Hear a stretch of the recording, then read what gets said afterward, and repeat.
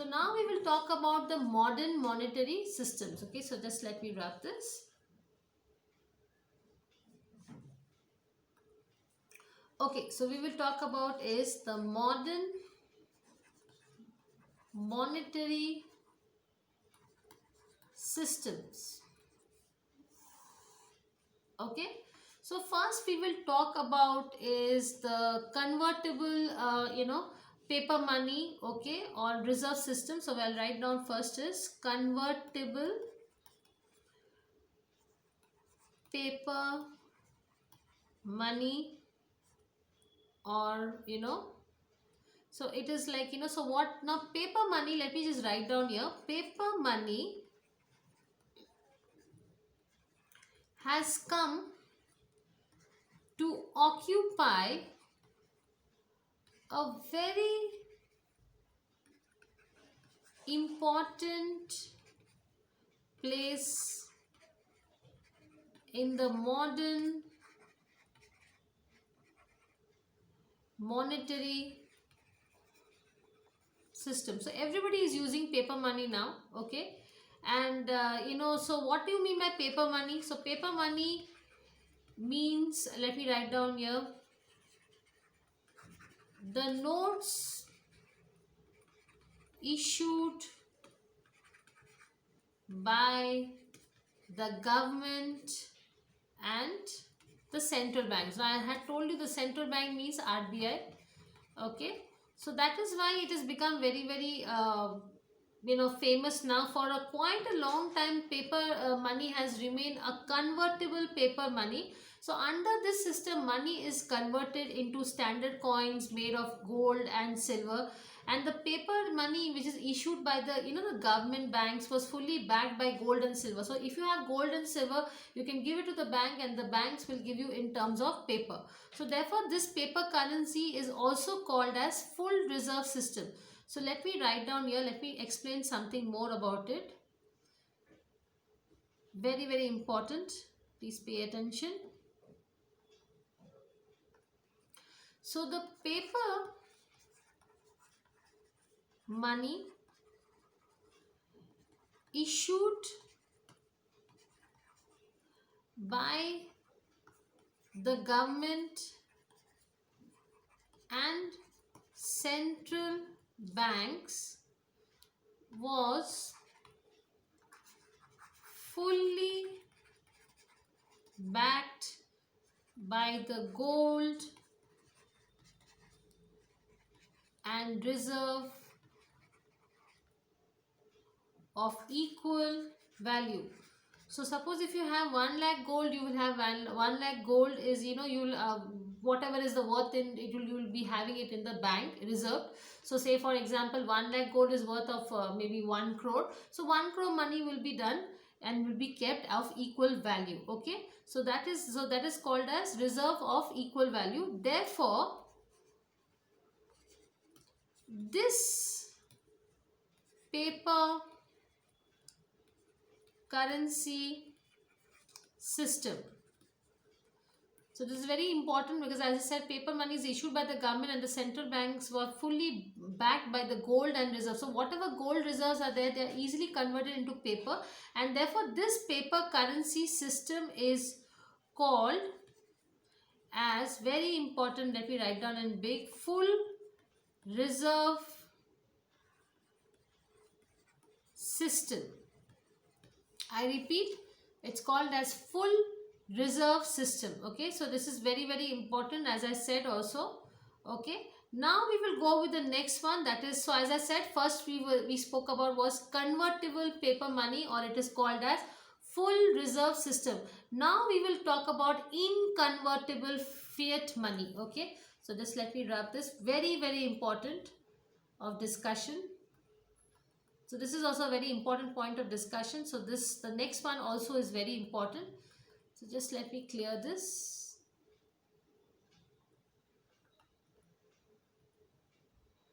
Okay. In convertible or fiat money. Okay. Now, as I said, with the passage of time, money has also undergone a lot of changes. Okay, so with the passage of time, the relative scarcity, means which is not available, of gold and silver has increased. Therefore, the governments find it very difficult to back on their legal currency with an equal value of gold. So because gold and silver, if every country had, then it would have been like, no country would have been poor, right? So it's always time and time what happens that, you cannot always have gold and silver with you. So with an equal value of gold and silver, so that is very, because always gold and silver is scarce. Okay, so thus what now we have come under solutions. So thus nowadays paper currency is of inconvertible type. Okay, so what is inconvertible type? Because of the scarcity, the government has thought of making a new system called as inconvertible or fiat money. So let us understand more about this. As I said, because every time you don't have equal amount of gold and silver with you, so that is why you have to come across the system called as inconvertible money. Okay, so just let me clear this quickly.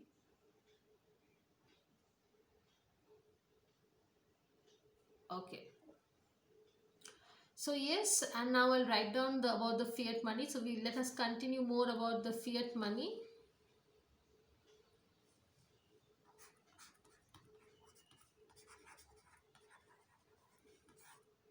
Okay, now what happened is the paper money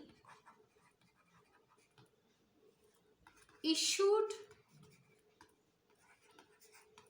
by the central bank is not backed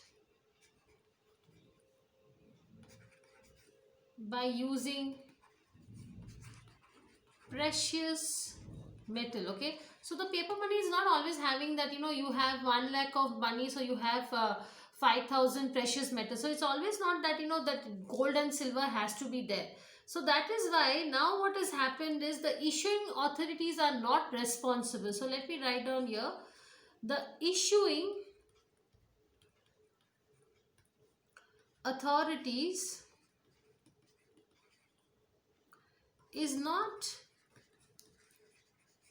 responsible to convert the paper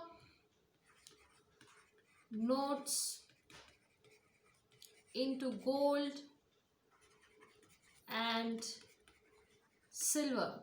Okay, so it's not always possible that you have to keep gold and silver together. So that is why, as I said, they came under a solution also. So what was the solution? Let us see.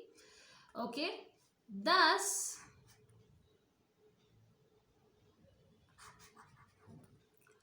the currency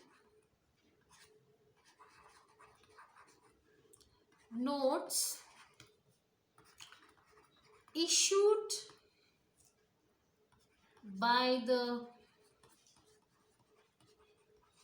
central banks are called as fiat money. Okay, so what is fiat money? Let me tell you. That is, they are issued by a fiat. What is a fiat? So fiat means it's an order given by the government. So let me write down what is the meaning of fiat here. So fiat means, which means order of the government. Okay, so the government is giving the order. Okay, and that is why thus the currency notes issued by the central banks are called as fiat money, and that is that they are issued by a fiat. What is the fiat? Fiat means, it means the order of the government. Okay, so now let me just go with the next one. Let me continue. Okay, so fiat money is in the form of legal tender. So what is a legal tender? Let me explain to you. Legal tender promised by the governments. Okay, so since they are legal tender, they can be widely used to purchase goods and services. So since it's a legal tender which is given by the government, with that legal tender money, whatever amount of goods and services we want, you can purchase. And that is because, always there is no gold and silver option for the government. So that is why the government promises, is a legal tender money which is promised by the government, and they can be widely used to purchase the goods. Okay, so that is why this fiat money is used. Coming to the last system, which is the minimum reserve system. Okay, so let me write down here. So minimum reserve system. Okay, so what is it? So it is the current form of currency system, okay, or practice. So it is a kind of a currency which is practiced. Okay, so it is practiced all over the world. So it is practiced, okay, world over. And in India, it started from 1957. So, and in India too, since 1957. Okay. Now, under this system,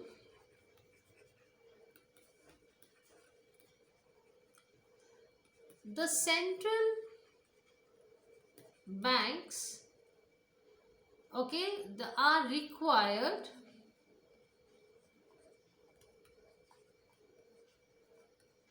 to keep only a minimum amount of gold and other approved securities. Okay, what are the approved securities in India? Like, what the RBI will tell you. Now, for what are the approved securities? So let me just wrap this quickly. Okay, so as I said, you have to keep a minimum amount of gold and other approved securities. Now, what is in the approved securities in India? In India, the RBI is required to keep rupees 200 crores. Very important. Okay, so on the basis of minimum reserve, the central banks can issue, so the central banks can issue the currency in any number depending on the economic condition. So the economic condition, depending on that, they can issue it of the country.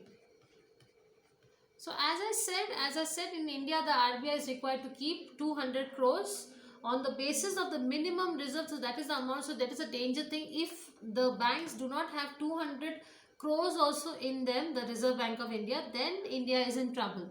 So in India what they do is the RBI is required to keep rupees 200, and on the basis of the minimum reserve the central banks can issue the currency in any number, because they already have 200 crores at their disposal. So now they can issue whatever the requirement is there in India, depending on the economic conditions. So if you see in COVID situation, based on that the RBI will issue the currency. Okay, so this is what. Now let us go with the next topic. So as I said, we finished and I have explained to you is the modern monetary systems, which I first said was convertible paper money, which is called as full reserve system.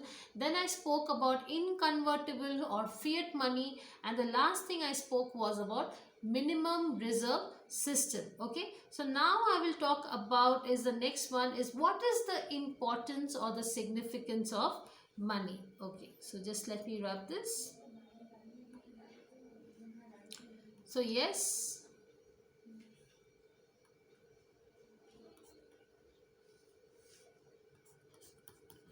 importance and significance of money. Okay, so this is very important, because you have to know what is the significance. So we'll write first the first one. Money facilitates exchange, very important, and also it promotes trade. Second, money promotes savings in an economy. Third, money provides incentive to people to work hard. So if money is there, then only a person will work hard. That is why it's come something like a blessing or an incentive, so it's to people to work hard and satisfy their wants. The fourth one, so let me write down here the fourth one and let me continue. Money helps producer to earn profits and reinvest the profit to generate more income and employment. Okay, so this is such a kind of a medium of exchange where you can use it to earn profits, and then again with that money you can again reinvest the profit so that you can generate more income and more employment. Okay, so you can give more and more jobs also through the aspect of money, or that is why money is so significant. Okay, let me just go with the next one. Okay, the fifth one, as I said, we have finished 1, 2, 3, 4. So we'll go with the fifth point. Fifth, money flows like blood in the economic system. Okay, it helps the economy in reviving from any problem or crisis. So crisis, problem, hurdles, bottlenecks, okay, and also depression. So I hope you have understood. So these are the 5th vital points which are very, very important, because as I said also that when you're talking about money, so money is very important, and that is why, the evolution of money was so important, and because the significance of money is also very important, with coming with the 5 vital points. Okay, so now we will talk something more about monetary policy in India, and something about inflation and deflation also. Okay, so just let me wrap this.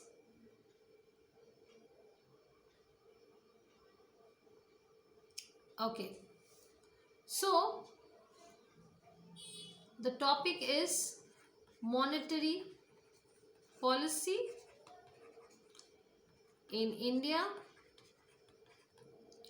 and we will talk about is inflation and deflation, which are opposite. Okay, then we will also talk about is recession, and finally we'll talk about is the inflationary scenario. So what kind of inflations happened every year, or what type of inflations can happen in which circumstances and in which scene. Okay, so first we will know how monetary policy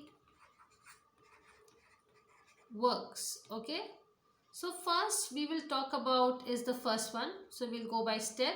There is a price rise. Okay, and then there is an inflation.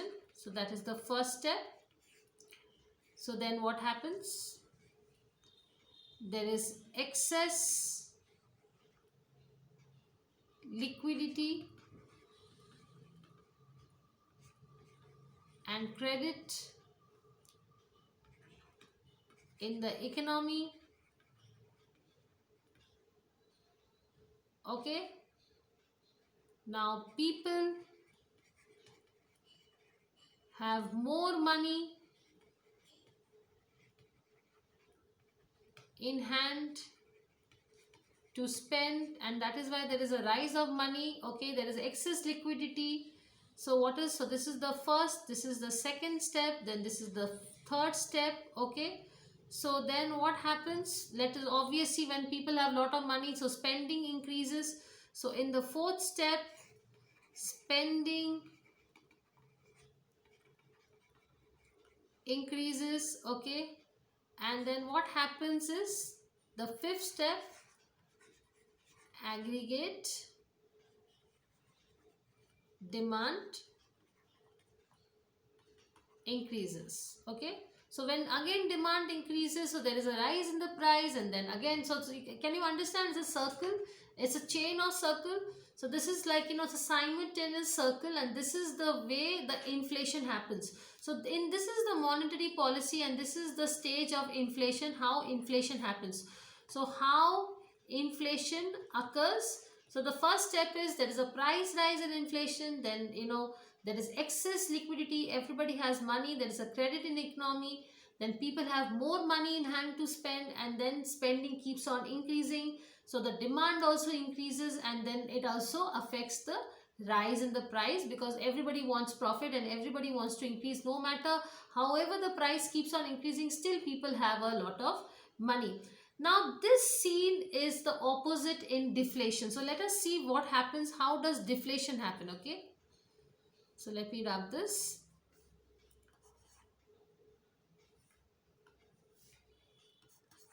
Deflation,